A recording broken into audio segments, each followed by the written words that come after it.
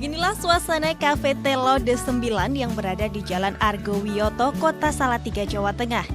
Pelanggan sudah berdatangan sejak kafe buka pukul 8 pagi hingga pukul 9 malam.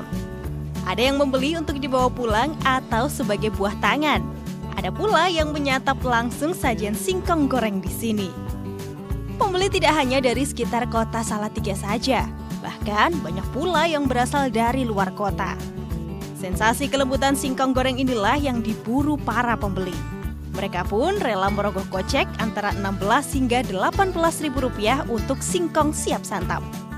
Yang jelas di sini satu, itu lebih empuk ya. Bahasanya itu lebih gembur. Lebih gembur. Nggak tahu apakah ini asalnya dari cara pemupukan atau dari jenis tanah yang untuk produksi ketelannya, kami nggak tahu. Rahasia kelembutan singkong D9 adalah pemilihan bahan yang benar-benar berkualitas. Setelah dikupas, singkong digoreng begitu saja tanpa bumbu apapun.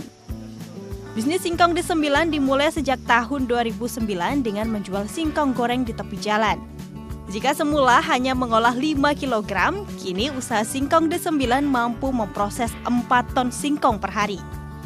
Meski sudah terbilang berhasil, Hardadi, sang pemilik usaha, masih sering terlibat dalam proses produksi. Ini adalah bentuk perhatiannya pada para pekerja. Tak hanya masalah pekerjaan, ia pun memperhatikan sisi religi karyawan. Hingga kini 3 orang pekerjanya sudah diberangkatkan umroh. Salah satunya Agus Susanto yang sudah berangkat awal tahun ini. Sebetulnya sempat tidak percaya kok bisa sampai di Baitullah. Itu rasanya gimana gitu. Dan setelah pulang ke Salatiga, alhamdulillah diberi keselamatan, diberi hidayah, diberi cobaan, ya saya terima dengan alhamdulillah.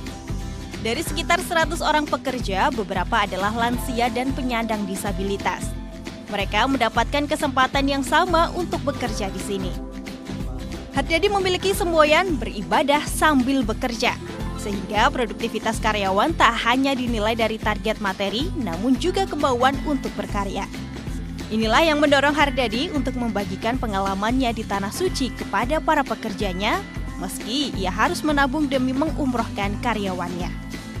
Insya Allah karyawan itu ya harus bisa begitu. Jadi makanya kita bikin program, setiap hari itu kita tabung 100 ribu rupiah untuk memberangkatkan karyawan ke sana. Kalau kita utamakan hak-haknya Allah, insya Allah kita nanti juga diurusi sama beliau. Gitu. Apa yang dilakukan Hardadi tak lepas dari refleksi masa silam yang kelam.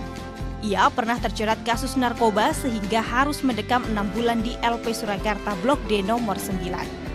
Hardadi kini dengan bangga menggunakan D9 sebagai nama usahanya sebagai pengingat agar ia tak kembali jatuh di jurang kelam yang sama, sekaligus mendorong upayanya untuk dapat lebih berguna bagi keluarga dan masyarakat. Yuda Erianto melaporkan untuk NET.